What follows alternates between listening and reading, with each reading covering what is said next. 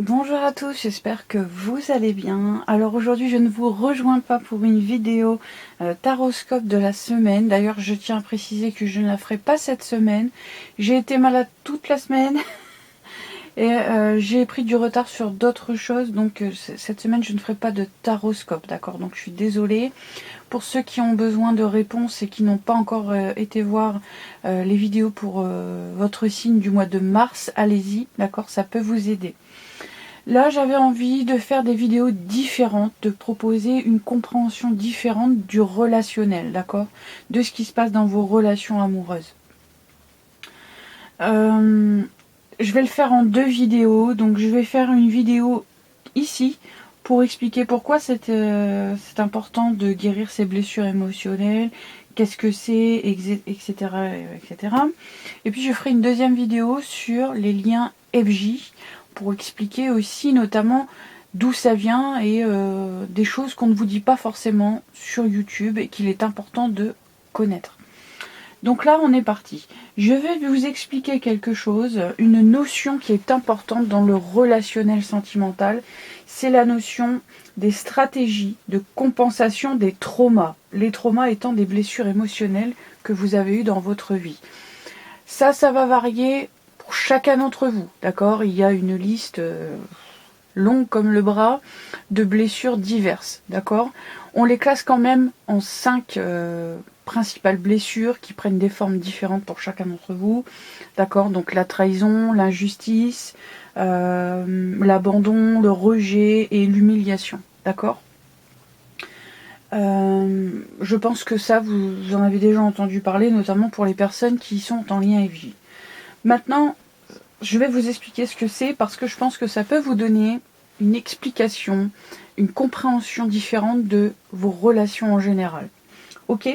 Alors, ça fait référence au fait que dans une relation amoureuse, nous cherchons à guérir nos blessures émotionnelles inconsciemment, d'accord? Nous allons toujours vers le même style de personne, dans le même genre de personne, le même genre de relation, dans le but de nous confronter à la souffrance liée à nos blessures émotionnelles pour les traiter, en guérir ou les soigner.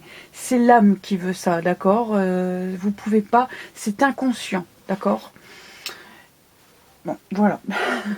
Alors, je vais expliquer brièvement, je ne vais pas faire une vidéo trop longue, d'accord? Je ne vais pas rentrer dans les détails, mais je vous donne des clés pour y réfléchir, pour vous remettre en question et pouvoir vous aider, en fait, dans votre relationnel sentimental. Alors, ça se ressent d'autant plus dans les parcours FJ, d'accord? Cependant, tout le monde le vit. Donc tout le monde peut se reconnaître dans un parcours FJ à cause de ça, en fait, à cause de ces blessures, de ces blessures que une ou plusieurs personnes ravivent en nous, d'accord? Mais ça ne veut pas dire que à chaque fois c'est une FJ, hein, on est d'accord. Dans les FJ c'est beaucoup plus fort, donc, mais je ferai dans une autre vidéo.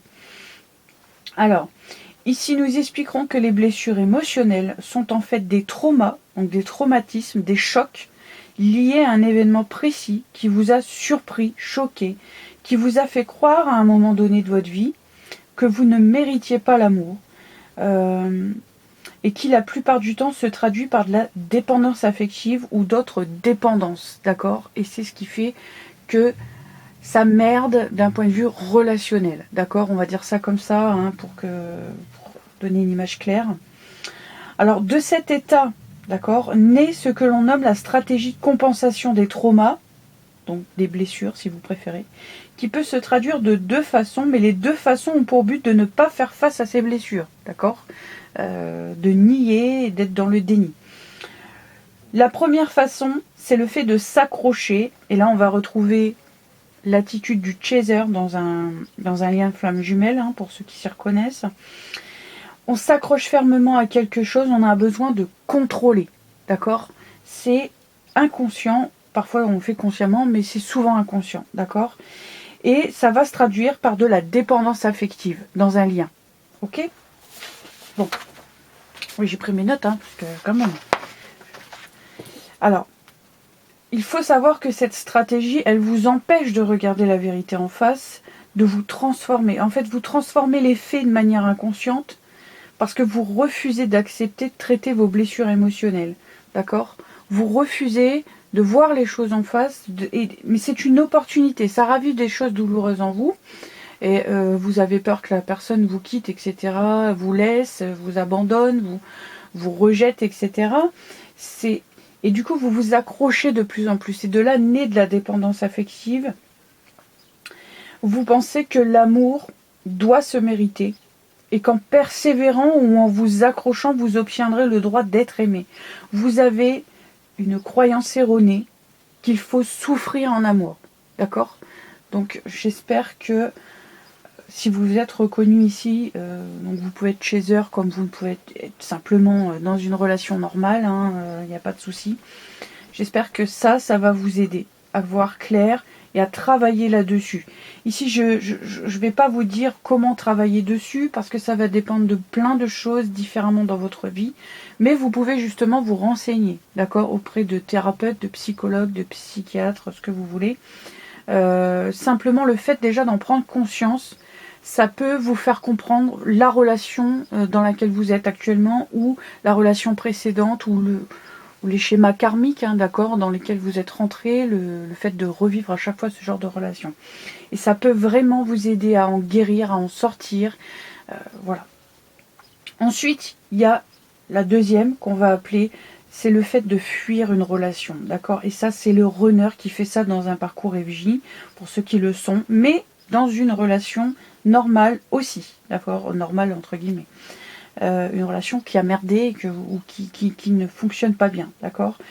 En fait, la personne fuit, d'accord, une relation, parce que ça réveille ses blessures. Elle a peur en fait du rejet de l'autre ou de l'abandon de l'autre, d'accord.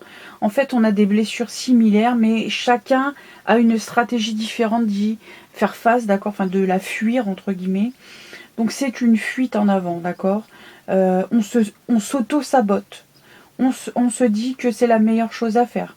On se dit que l'autre personne elle est trop dépendante, toi j'ai besoin de liberté, j'ai besoin de souffler, j'ai besoin de ceci, j'ai besoin de cela, mais en fait ce sont que des excuses. Ça arrive aussi quand il y a trop de difficultés dans une relation à cause de la distance, différence d'âge, différence de culture, de religion, ça fait aussi partie de ça, d'accord. C'est une fuite. C'est une occasion, je le répète, de mettre en lumière quand même vos blessures pour les soigner, d'accord. Donc voilà.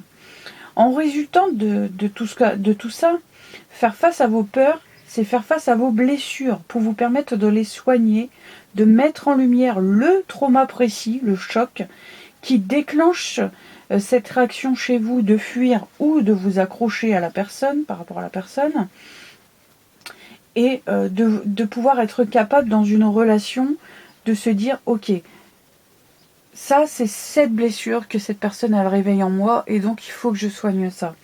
Et ça ramène une forme de sérénité dans le couple ou même tout seul pour vous-même, d'accord, c'est très important en premier lieu. Et ça permet d'accueillir, d'avancer, d'accord, parce que vous y faites face, vous y faites face, pardon, vous y faites face. Ça ne va plus.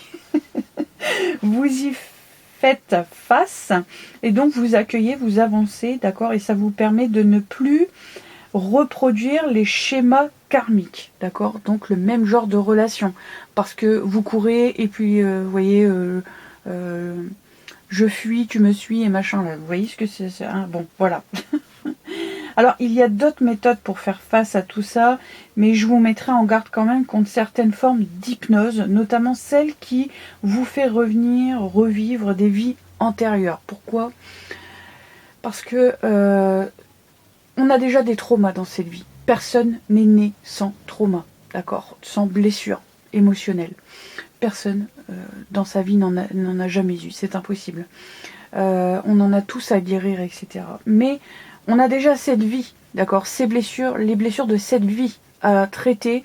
Donc je vous dirais d'éviter tout ce qui est hypnose au niveau des vies antérieures parce que vous pourriez revivre des choses encore plus compliquées qui vont vous rajouter des traumas et des blessures émotionnelles. Mais d'accord, c'est du passé, D'accord? Traitez d'abord ceux qui vous empêchent dans le présent de pouvoir avancer. D'accord? C'est très important, donc je tiens à le préciser quand même. Alors, j'espère ne pas avoir été trop confuse dans mes explications. Je sais que c'est un peu psychanalytique, je peux dire ça comme ça. Mais je pense que ça peut vous aider à comprendre votre schéma personnel à vous et de savoir quelle blessure que ça active, quel trauma, à quoi ça appartient en fait, pourquoi j'ai ça, pourquoi je ressens ça. Et on y est confronté. On peut faire quelque chose, on peut agir, d'accord, si on le veut. Et ça va vous permettre de vivre des relations beaucoup plus sereines et différentes, d'amener des personnes qui sont bonnes pour vous, d'accord, de les attirer. Et ça va vous permettre de guérir tout ce qui est dépendance, que ce soit affective ou à l'alcool, etc. C'est un début de réponse. Et ensuite, je vous laisserai adapter quelle solution vous voulez adopter pour vous, d'accord, thérapeute, etc., auto-analyse, machin, ce que vous voulez. Mais j'essaye de vous donner des pistes, en fait, pour lancer un peu la machine et vous rendre compte que ce sont des choses qui vous empêchent d'être bien maintenant. Et que si vous les soignez, ça peut absolument changer toutes vos relations, d'accord? Donc, voilà. Donc j'espère vous avoir aidé. Je vous fais des gros bisous et je vais tout de suite tourner la vidéo pour les FJ. À bientôt. Prenez soin de vous.